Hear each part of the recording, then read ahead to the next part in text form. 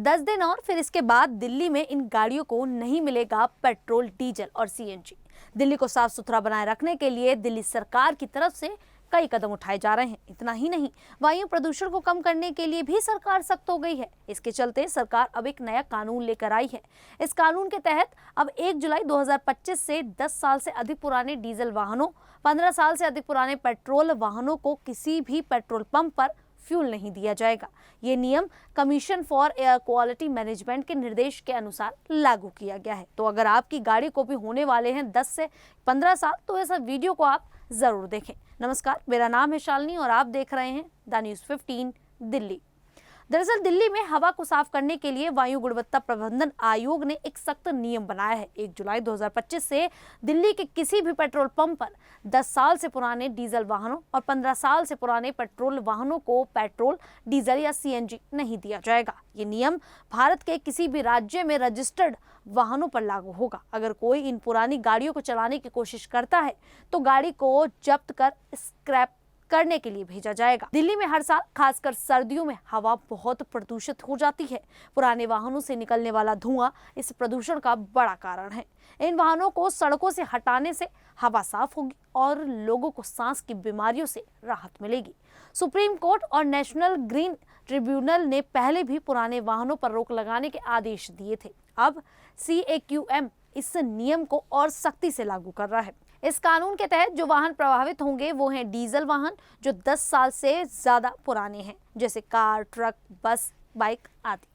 Petrol वाहन जो 15 साल से ज्यादा पुराने हैं, जैसे कार, स्कूटर, मोटरसाइकिल आदि। ये वाहन एंड फॉर लाइफ वाहन कहलाते हैं, यानी उनकी तय उम्र खत्म हो चुकी है। चाहे गाड़ी दिल्ली, हरियाणा, उत्तर प्रदेश, राजस्थान या किसी भी राज्य में रजिस्टर्ड हो, दिल्ली में उसे ईंधन नहीं मिलेगा। अगर कोई दिल्ली का निवासी अपनी गाड़ी को दूसरे राज्य में रजिस्टर करवाकर दिल्ली में चलाता है, तब भी यह नियम उस पर लागू होगा।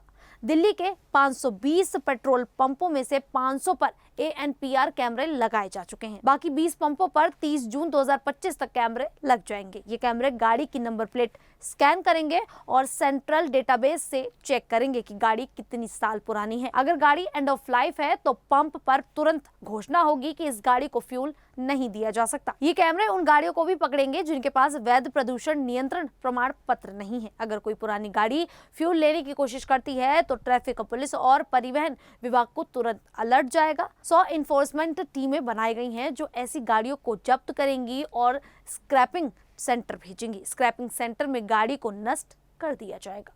अगर कोई पेट्रोल पंप नियम तोड़कर पुरानी गाड़ी को ईंधन देता है तो उस पर भी सख्त कार्रवाई होगी, जैसे जुर्माना या लाइसेंस रद्द करना। दिल्ली में लगभग 62 लाख एंड ऑफ लाइफ वाहन हैं, जिनमें 41 लाख दोपहिया वाहन जैसे बाइक, स्कूटर हैं। NCR में, गुरुग्राम में, फरीदाबाद में, गाजियाबाद, गौतम बुद्ध नगर में और सोनीपत जैसे शहरों में लगभग 44 लाख एंड ऑफ लाइफ वाहन हैं। इनमें ज्यादातर पुराने दोपहिया और छोटे कमर्शियल वाहन हैं जो प्रदूषण बढ़ाते हैं। ये कानून दिल्ली में 1 जुलाई 2025 से लागू होगा। वहीं गुरुग्राम, फरीदाबाद, गाजियाबाद, गौतम बुद्ध नगर, सोनीपत में 1 नवंबर 2025 से लागू होगा। इन शहरों में 31 अक्टूबर 2025 तक पेट्रोल पंपों पर ANPR कैमरे लग जाएंगे। NCR के बाकी जिले जैसे मेरठ, रोहतक, भिवानी, रेवाड़ी, अलवर में 1 अप्रैल 2026 से ये नियम लागू हो जाएगा। इन जिलों में 31 मार्च 2026 तक कैमरे लगाए जाएंगे। CAQM के सदस्य वीरेंद्र शर्मा ने प्रेस कॉन्फ्रेंस में कहा, यह नियम सिर्फ दिल्ली की गाड़ियों पर नहीं बल्कि भारत के किसी भी राज्य में रजिस्टर्ड EOL वाहनों पर लागू होगा। कई लोग दिल्ली में गाड़ी चलाने के लिए दूसरे राज्यों में रजिस्ट्रेशन करवाते हैं, लेकिन अब ये चाल काम नहीं करेगी। बसों जैसे बड़े EOL वाहनों को भी ट्रैक किया जाएगा। NCR में उनकी आवाजाही रोकने के लिए अलग से नियम बनाए जाएंगे। 100 प्रबंधन टीमें 24 घंटे काम करेंगी ताकि नियम का पालन ठीक से हो। अगर आपकी गाड़ी 10 साल या 15 साल से पुरानी है तो आपके पास ये रास्ते हैं कि गाड़ी को अधिकृत स्क्रैपिंग सेंटर में जमा करें। आपको एक सर्टिफिकेट मिलेगा जिससे नई गाड़ी खरीदने में छूट मिल सकती है।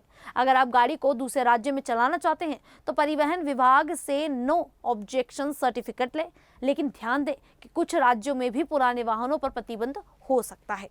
BS6 मानक वाली या इलेक्ट्रॉनिक गाड़ी खरीदे। दिल्ली सरकार इलेक्ट्रॉनिक वाहनों पर सब्सिडी दे रही है। पुरानी गाड़ी को इलेक्ट्रिक वाहन में बदल सकते हैं, लेकिन इसका खर्च 3 से 5 लाख रुपए हो सकता है।